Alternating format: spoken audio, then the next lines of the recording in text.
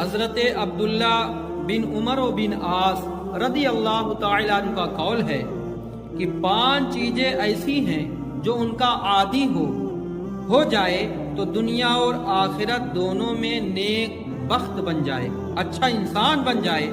Number 1، وقتاً فوقتاً کلمہ طیبہ لا الہ الا اللہ محمد رسول اللہ صلی اللہ علیہ وسلم کا ورد کرتا رہے، پڑھتا رہے۔ نمبر 2، جب کسی ناگہانی آفت میں مبتلا ہو جائے تو صبر اختیار اور یہ کلمہ پڑھتا رہے، انا للہ و انا الیہ راجعون، اور ولا حول ولا قوۃ الا باللہ العلی العظیم، اور ہمارا سب کچھ اللہ کے ملک میں ہے، ہمیں اسی کی طرف لوٹنا ہے، اور نہیں ہے گناہ سے بچنے کی طاقت، نیکی کرنے کی قوت مگر اللہ کے کرم سے۔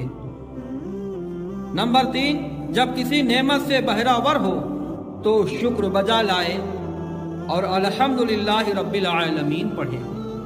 نمبر 4، جب کسی کام کا آغاز کرے تو بسم اللہ الرحمن الرحیم پڑھ کر کرے۔